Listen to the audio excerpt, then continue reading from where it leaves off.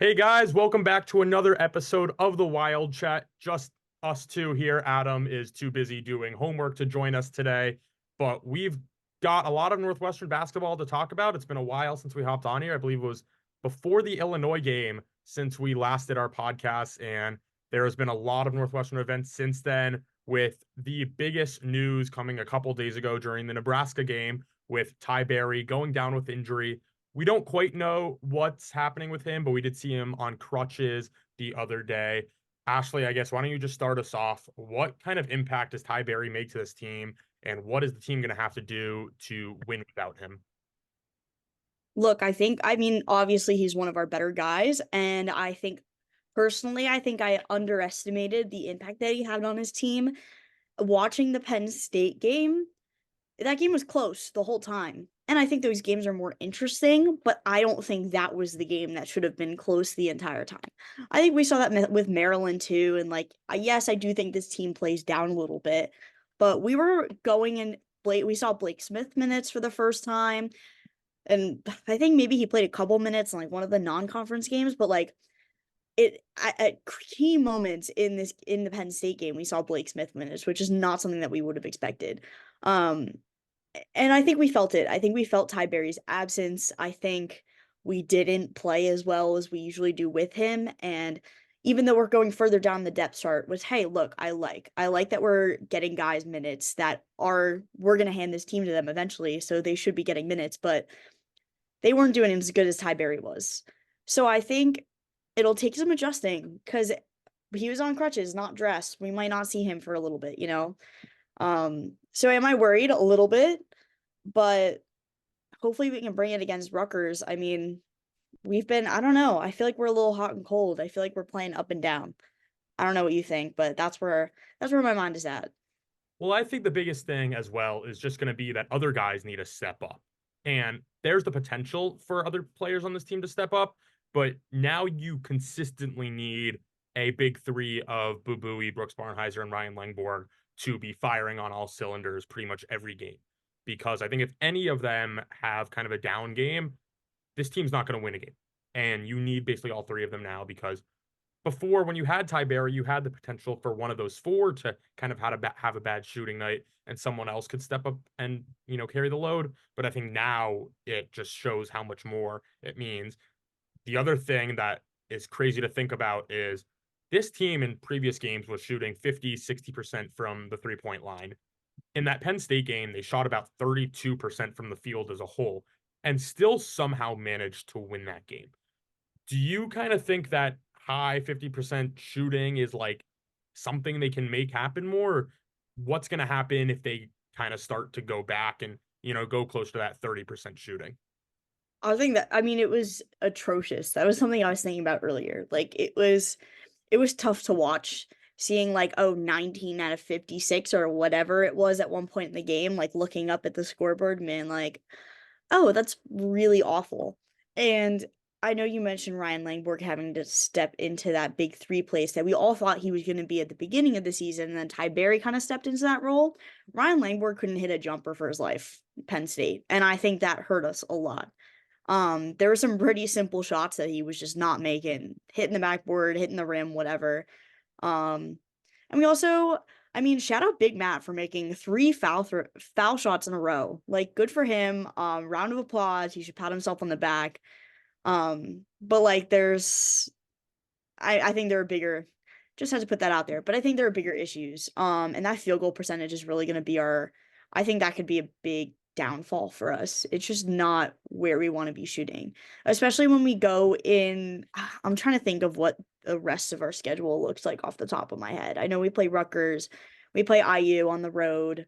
So two road games in a row against teams that in theory I think we could beat, but is it going to happen? I don't know if I have a lot of faith in this team, especially on the road. I don't know what it is, but as soon as we're not at home, I'd like to credit the student section, but as soon as we're not at home, that fire just doesn't seem to be there as much as it is in the Welsh. And Um, the other thing as well, like with playing on the road, you would think that shooting percentage wise, it's down. And yes, against Nebraska, they shot terribly on the road. But looking back to that Purdue game and the Minnesota game on the road, they shot decently well. They just couldn't come away with the win. Turnovers have been an issue on the road. Rebounding has been an issue, but they've struggled on the road. And you make a definitely point. Rutgers, not an easy place to play. IU and Assembly Hall, not an easy place to play. Besides that, where they go to Michigan State, not an easy place to play at all. Those 3 games, you also Maryland. Maryland, I believe they went 10-0 in conference play at home last year. So Mhm.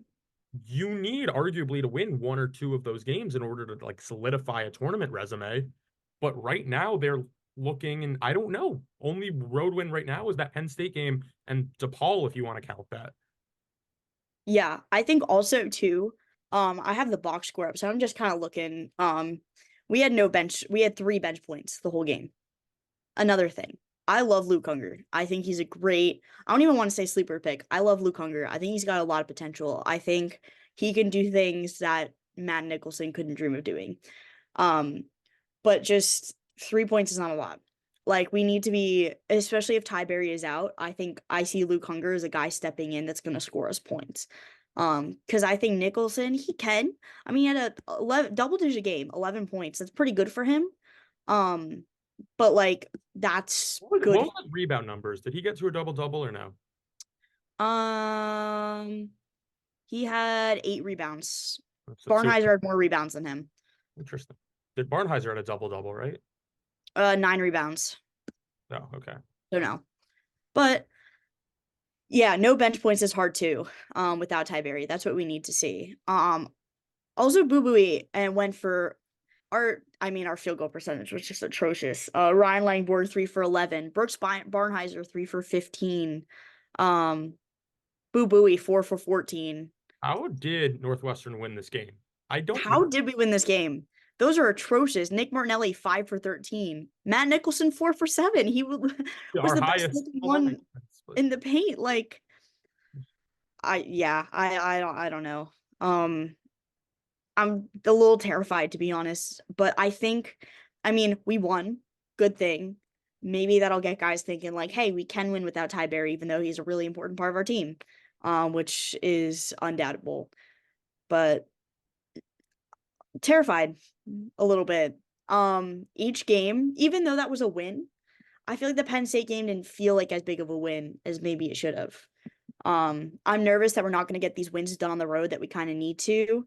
And that our tournament spot will just sort of disappear. Hopefully they can take care of the teams at home, and hopefully that's enough. And if they win 1 on the road, that makes it work. But I agree it's gonna be tough. I want to talk a little bit about Nick Martinelli because first career start for him in this game, 8 rebounds. That's a career high for him as well. And he looked good. But like you said about the bench points, he was pretty much our entire bench before this. And now he's coming in and starting. Do you see a possibility where they try like a Jordan Clayton starting just so you have Martinelli coming in off the bench, just so you get those bench points? Or what would you do in that situation? Um, I like the Jordan Clayton minutes. I mean, he played 11 minutes in the last game. No points, 1 rebound.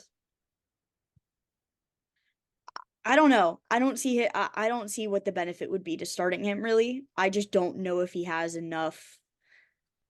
I don't know if he has enough court time really to put him in a starting position. I don't know. What are you thinking? Walk me through what you're thinking. I'm sort of leaning no. I kind of wish that Chris Collins used Clayton a little bit more during non-conference just to kind of get his confidence up and, get him some more development and playing time. Obviously, that's in the past now, but I think that would have really helped in terms of, having him prepared for this moment. We saw last year, Nick Martinelli stepped up when Julian Roper went down and Martinelli started getting more minutes. So I think you have to hope that Clayton can really make more of that role than 0 points in 11 minutes. Mhm. I think you have to start Martinelli because I don't know right now if Clayton is going to be able to give you 15 plus minutes. So I agree Martinelli kind of needs to start. But Clayton or someone, Clayton Smith or Mullins, which I'm surprised also we haven't seen a ton of Justin Mullins. Oh, I agree. I think one of them needs to, if this team is going to be successful and replace Barry, not expecting for, 7 points a game, but even if you could average 2 to 3 points a game, it would still be something, carry the load, bring some good defense. I think that would be really helpful for this team. And just in terms of replacing Barry if he's out for a long time. Yeah, something that you mentioned that really surprised me, the Mullins not getting playing time and rather Blake Smith getting playing time. That really surprised me because Mullins is coming in as a guy with more experience than Blake Smith has. Blake Smith has been, I mean, he's been in Northwestern. This is his second year here now. So he's not a freshman. He's not a true freshman or anything, but like Mullins is a transfer. He's got playing time under his belt. I don't know why Chris Collins is not using him more. And like, I don't know what goes on behind the scenes, obviously. I would love to see some more Mullins playing time. I think if we need more of a bench right now, and I think that's where you would get it. I really don't understand that decision, and I'm sure that there's a lot of thought being put into that decision, but like I'd love to see some Mullins playing time. I mean, another thing, Blake Smith, 2 minutes, 2 fouls. Jordan Clayton, 11 minutes, 4 fouls. He had four. Like What? Jordan Clayton had 4 fouls in I didn't 11 watch that. minutes. And like you said, you were like, oh, I can't imagine him getting 15 minutes of playing time. He'd foul out with 15 minutes of playing time. So I do think, I mean, hey, he's a true freshman. Like there's gonna be some obstacles, there's gonna be some learning curves. I like that he's getting playing time though. I really did. Just like I like Nick Martinelli getting playing time last year. I think that's great. Um, but bring in Mullins, man. Like, why is he even there? If he's sitting on the bench the whole time, why would he transfer here? He was arguably like the third best player on that DU team last year. And I would have assumed he was going to be getting similar minutes to Martinelli this year, at least before the Barry injury. I was expecting Mullins to probably get 15 to 20 minutes. And And didn't he play early in the season, like not non-conference? even that much though. He was getting a little more than Blake Smith, but Jordan Clayton has always kind of been ahead of him in the rotation, which isn't saying a whole ton, but even in those early non-conference blowout games, he was only getting probably 2, 3 minutes a game. Yeah, I'm looking at the box score for the Binghamton game, our first game, and yeah, Mullins had 8 minutes, but Clayton had 17 in that game. So yeah, he's always been. I'm curious, can you find the box score from the exhibition game? That's what I'd be curious to see how many minutes Mullins It's played. not on ESPN, I don't think. It's all Which is good. where I'm looking right now. That's sort of the main place I look. So I'm not seeing it right now, but also did Blake Preston not play at all in Big Penn press. Yeah. State? Nope. That's another thing. Our bench, we had 3 players come in off the bench, and that was it.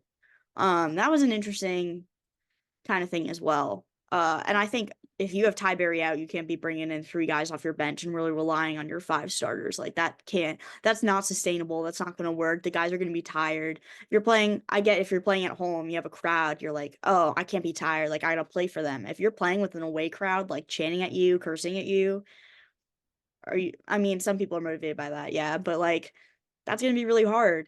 Um, and I love our main guys. Like they're really good, really talented. I mean, Boo Boo is one of the best point guards in the nation, but like he can't be on the court for all 40 minutes. So Yeah. I think this team's got a little bit of work to do without Ty Berry. I truly underestimated how big of a role he would have this season, especially after last season. I'd be like, oh, Ty Berry, don't shoot a three. What are you doing? But now I'm like, oh, okay, yeah, he got some 3 pointers for us. Like that was cool. Um, so we're gonna be missing him for a little bit, but we'll see, I guess. It'll be tough. Do we want to give a little score predictions for these next two games at Rutgers and at Indiana? Yeah, yeah, we can go for it. Um, What's your guess? Listen, have I been paying a lot of attention to Rutgers and Indiana basketball this season?